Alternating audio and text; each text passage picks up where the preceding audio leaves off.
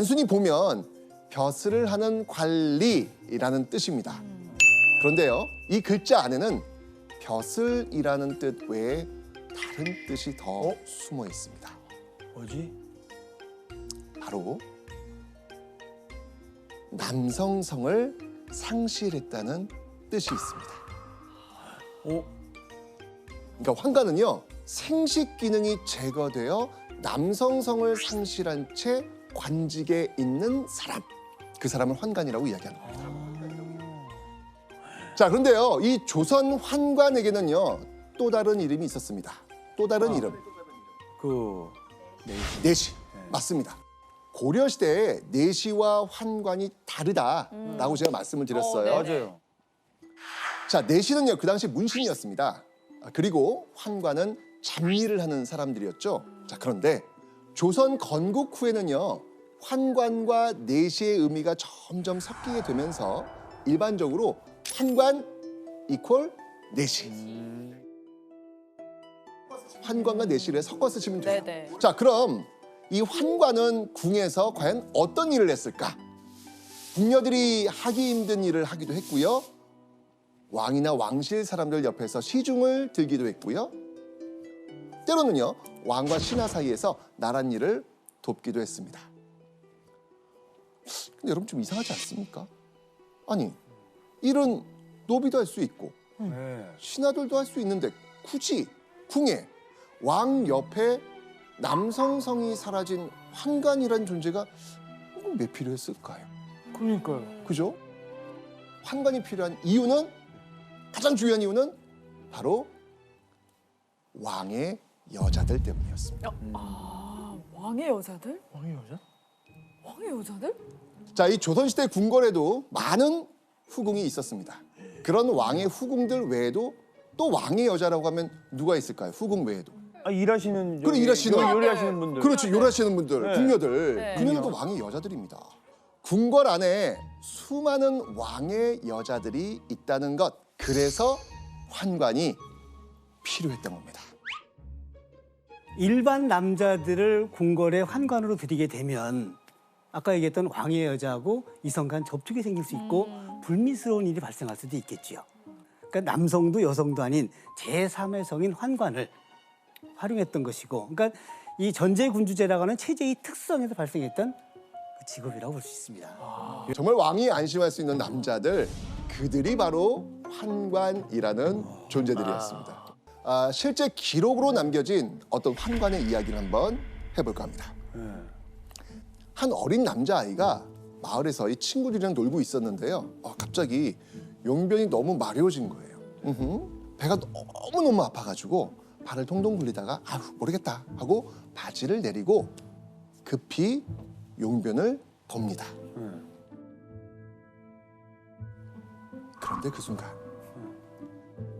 뒤에서 뭔가 스멀스멀 다가오기 시작합니다.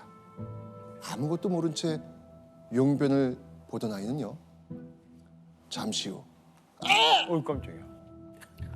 소리와 함께 쓰러집니다. 나중에 깨어났을 때 너무 아파서 엉엉 울어버렸죠. 뭐야? 자, 이 아이에게 무슨 일이 생긴 걸까요? 아니? 어? 용변을 보는 동안 개가 다가와서 생식기를 꽉 물어버린 겁니다. 물어버린 거예요. 아이고야. 이렇게 생식 기능을 잃은 아이가 어떻게 살아갈 수 있겠는가?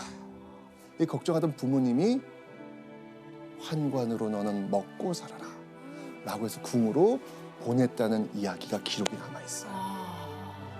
이게 사고를 당해가지고 예.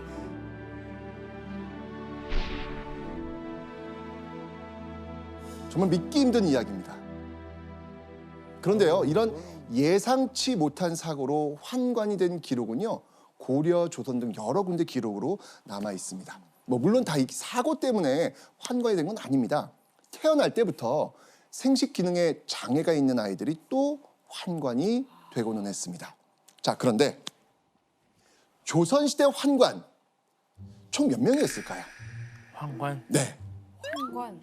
일단 네. 경국 대전에는요 무려 140명, 140명이라고 그 숫자가 정해져 있긴 합니다. 많이 그렇게 틀렸네요. 많아요? 아이고. 네, 맞습니다. 맞네. 궁궐도 넓고 환관이 하는 일 굉장히 많습니다. 와. 그래서요 조선 후기엔 최대 400명 가량으로 숫자가 늘어나기도 합니다.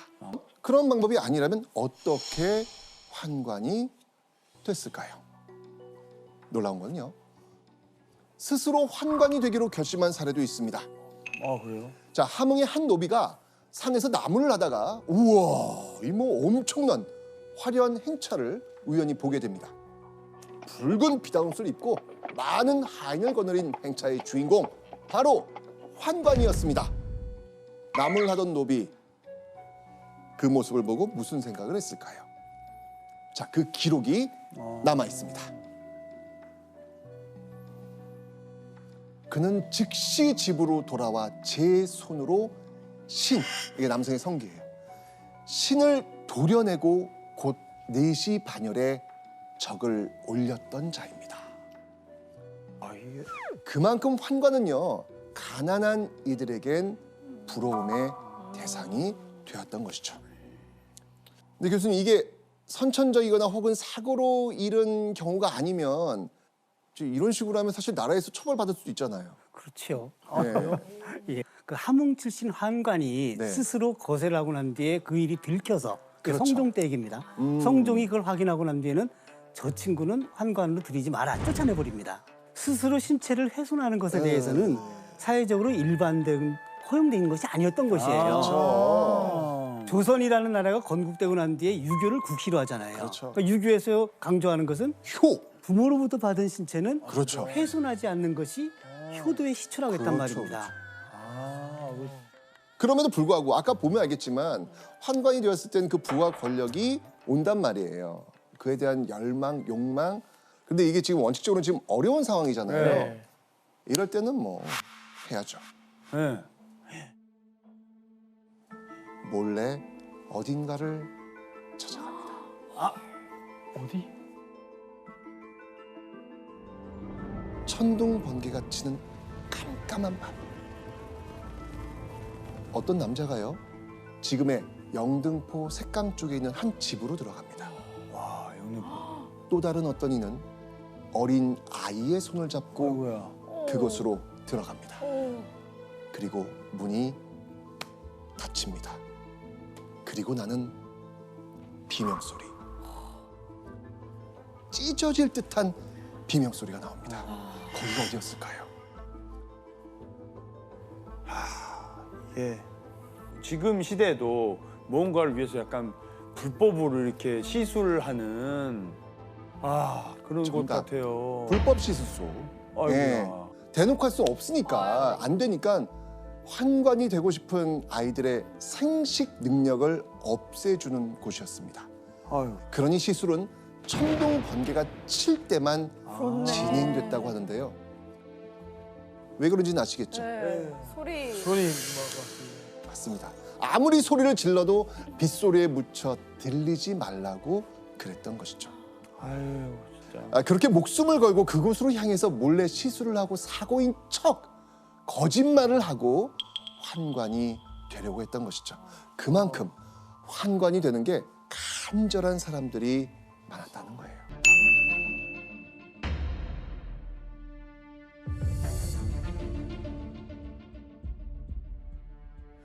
왕을 옆에서 모실 수 있는 사람인지를 알아보는 테스트. 가장 고통스럽고 피할 수만 있으면 피하고 싶은 바로 그 테스트. 어떤 테스트였는지 화면 한번 보겠습니다. 어떤 거지? 4시에 동목중 으뜸은 인내심이다. 아 어린 인내심 친구들. 테스트.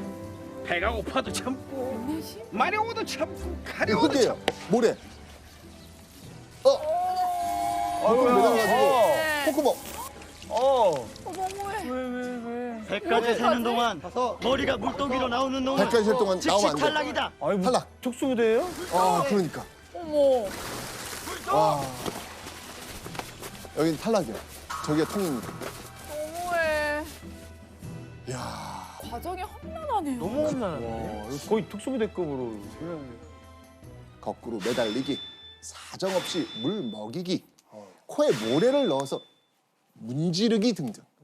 정말 이 고문 같은 테스트가 진행이 된 거죠. 선발 시험에서 뽑힌 약 90명의 소환들은요, 내시부에서 기초 업무 교육을 받은 후 실전에 투입이 됩니다.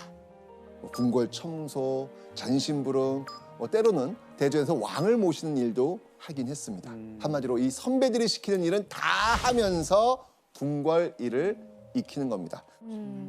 자, 그렇게 약 10년이 지나면 드디어 품계를 받는 정식 환관이 될 기회가 옵니다.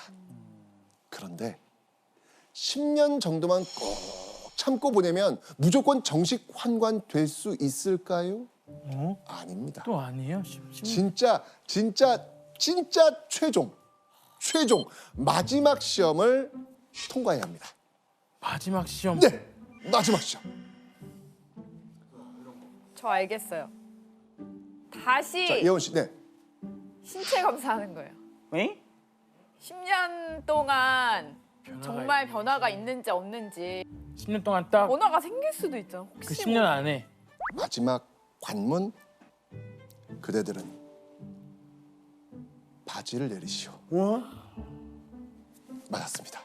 10년의 세월을 버텨냈는데 정식 환관이 되기 전 다시 생식 기능을 검사받는 겁니다. 아니 왜? 그러니까요. 대체 왜 다시 검사를 했을까요? 어른이 됐을 때 다시 기능이 살아나는 경우가 있습니다. 그래서 이 최종 검사를 했고요. 통과해야 정식 환관이 될 수 있었던 것이죠.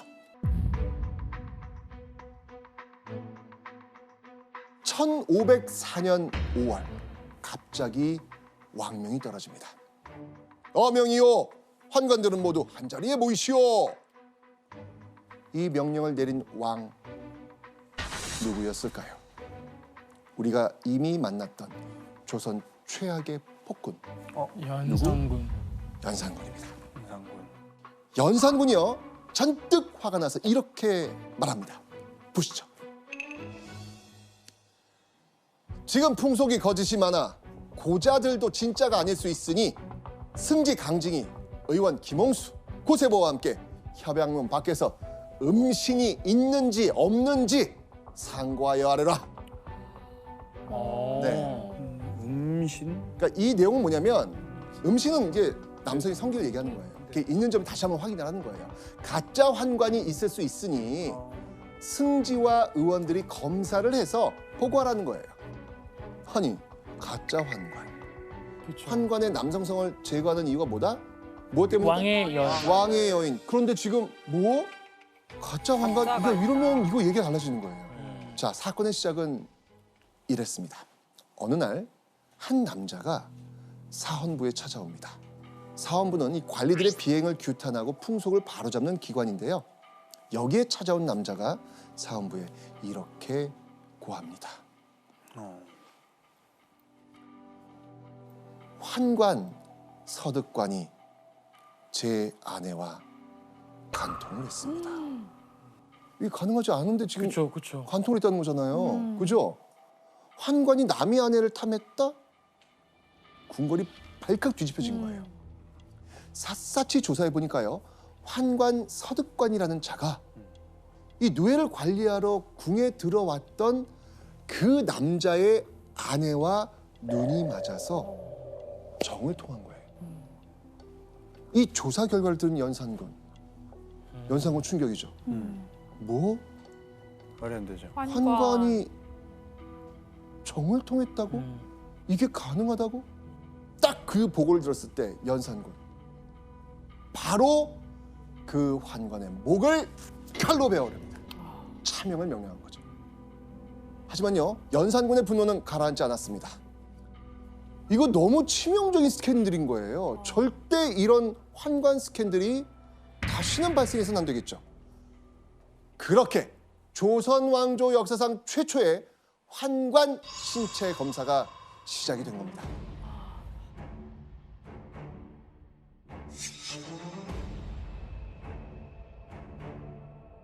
그 죄를 물을 것입니다.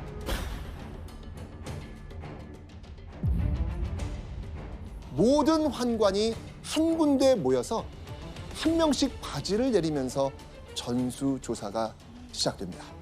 자, 근데요. 네. 놀랍게도요. 한 명이 딱 걸렸습니다. 바로 환관 김세필이라는 인물이었습니다. 와. 그는요. 생식 능력을 가진 채 궁궐에서 일하고 있었던 거예요. 어떻게 혹시나 에이 이게 말이 안 되잖아. 설마 해줘. 라고 했던 일이 진짜로 생긴 거예요. 연산군은 완전 경납니다.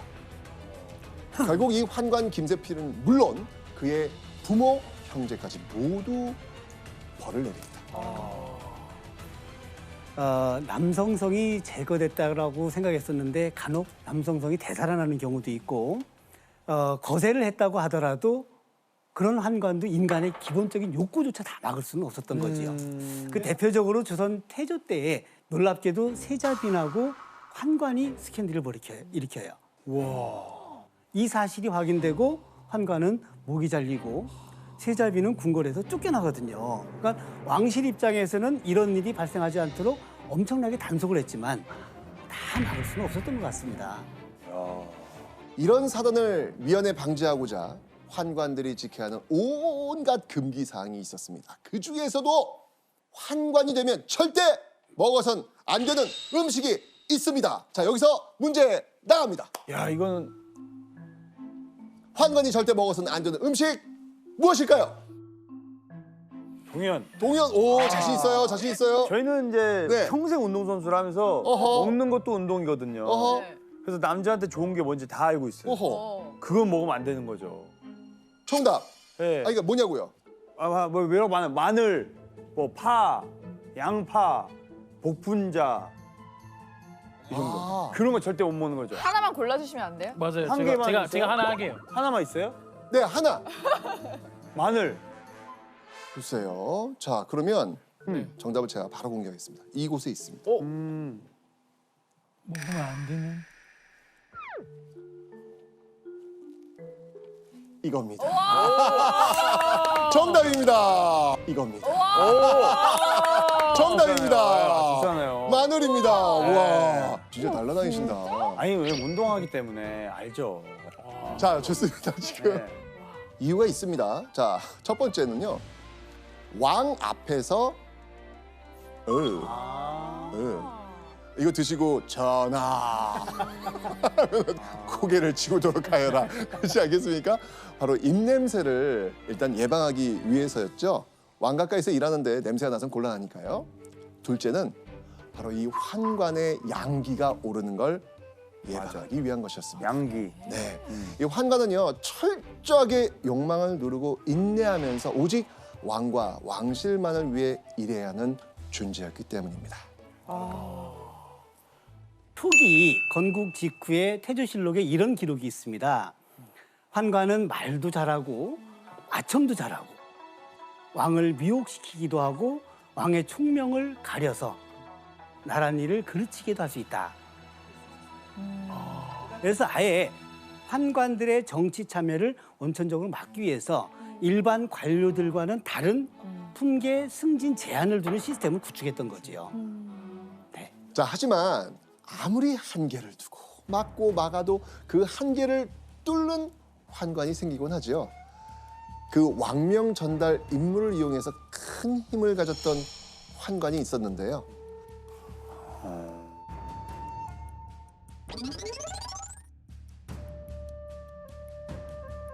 우리가 앞에서 경복궁 화재로 만났던 그 환관, 우리가 외쳤던 그 인물 누구?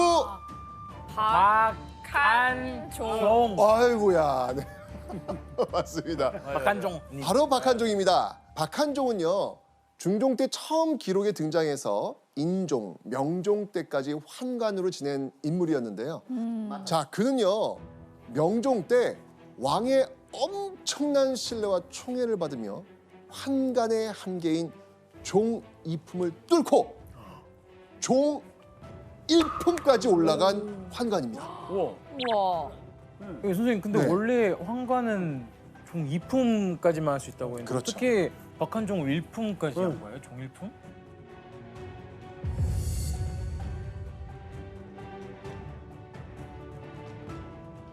자, 그 시작은요. 경복궁 화재에서 박한종을 감싼 왕 누구다? 명종. 명종.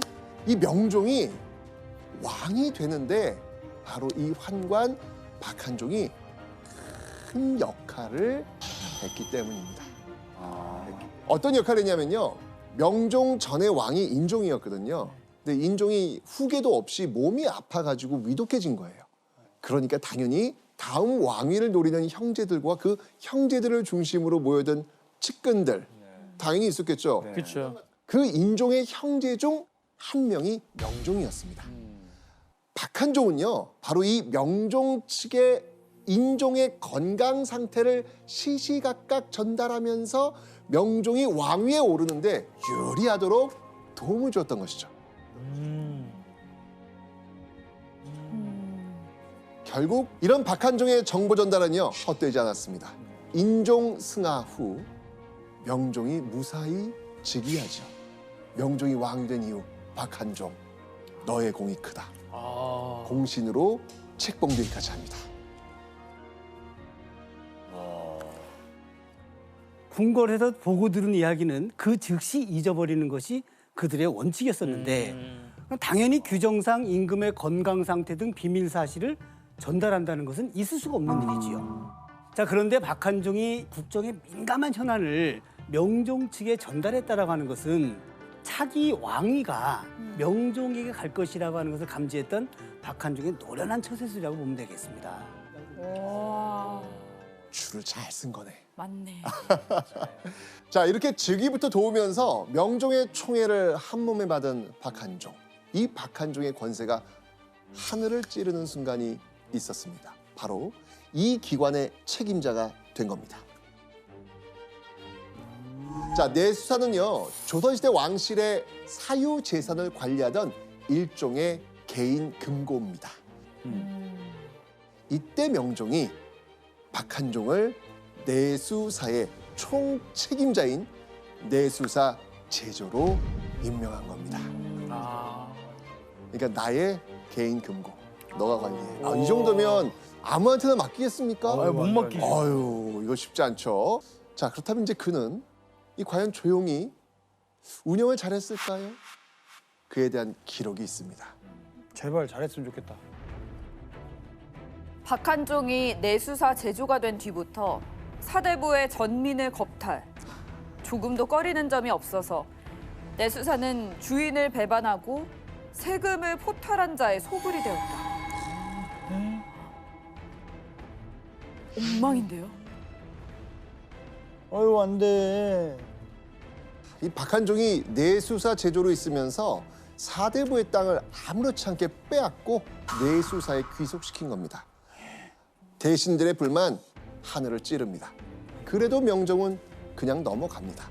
그럼 가끔가다 내가 왕이라고 착각도 있을 것 같아요. 맞습니다. 내가 왕이 날 비호하고 있으니 난 뭐든 할 수 있어.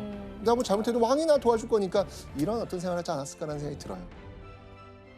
아유.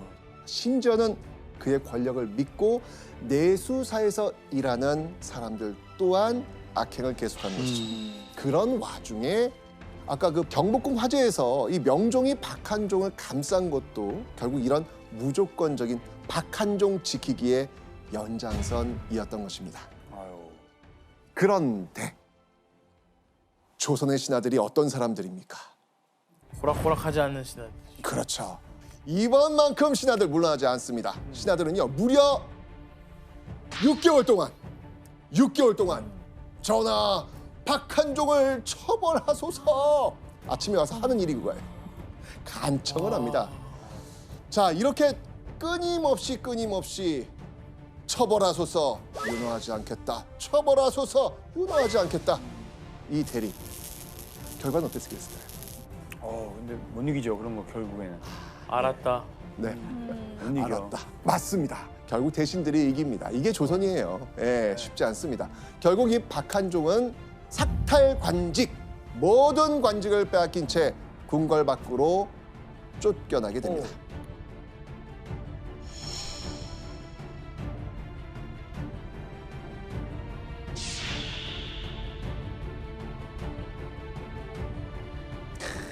이렇게 박한종의 권세는 저무는 듯 했습니다. 듯? 쫓아낸 지 얼마 안 돼서 명종은 박한종에게 관직을 다시 주고 복직을 시킵니다. 오, 대단하다. 그리고 일을 맡겼는데 그 일을 들은 순간 대신들은 경악을 금치 못합니다. 대단하다. 자, 여기서 퀴즈 한번 풀어볼게요. 일을 들은 순간 대신들은 경악을 금치 못합니다. 대단하다. 자, 여기서 퀴즈 한번 풀어볼게요. 과연 복직한 환관 박한종이 맡은 일은 무엇이었을까요? 상상을 초월합니다. 뭔가 명종이 다시 처음에 마음을 다지라고 그 공중 그거 그 가꾸기. 아, 정원 가꾸기. 네, 정원 아니, 가꾸기. 초심으로 부포. 돌아가. 네, 정원 가꾸기. 네, 박한종입니다. 죄송합니다. 열심히 하겠습니다.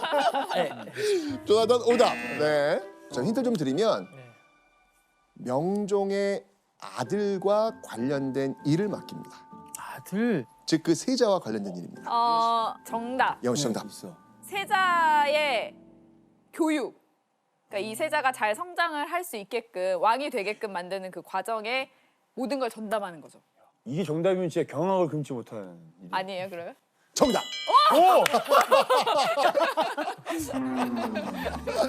맞습니다. 이 세자의 교육은 보통 이 선생님들을 엄선한 세자 시강원이란 곳에서 맡습니다. 사실 이거 예전에 우리 성균관 할 때 맞아요. 이야기를 했던 내용이죠. 그렇죠, 네. 그렇죠. 네. 그런데 이 시강원 교육 전에 받는 게 있습니다. 조선 중종 때부터 왕의 맏아들인 원자는요, 보양이란 특별 교육을 받습니다. 이 보양 교육은 원자의 말과 행동 등을 바르게 하도록 하는 교육이었는데요. 그런데 명종이 자기 아들, 즉 원자 교육을 세상에나 환관 박한종에게 맡긴 겁니다. 당연히 대신과 유생들 어떨 것 같아요? 아니되옵니다. 그렇죠. 뭐 조선이 그런 날 아니겠습니까? 막 상소를 내고 극구 반대합니다. 그러나 명종 듣지 않습니다. 우와. 꼼짝하지 않습니다. 그리고 시간이 지나 명종은 대신들을 더 분노케 할 말을 합니다. 박한종을 종일품 숭정대부로 임명한다. 왕이 왕권을 써서 박한종을 종일품까지 올려준 거예요. 환관 박한종을 맡고 있던 유리천장이 깨진 순간이었습니다. 그 명종이 박한종에게 이렇게까지 해준 이유가 있을까요? 네. 그 명종은 왕위에 올라갈 때 나이가 12살입니다. 그러니까 궁중의 사정에 대해서 전혀 모르는 상황이었었던 거지요. 그러니까 새로 즉위한 명종 입장에서는 박한종이나 주변 환관들에게 궁중 사정을 물어보고 정치를 할 수밖에 없었습니다. 왕이 믿고 의지하니 환관들의 역할은 커질 수밖에 없고 힘이 세지게 되겠지요.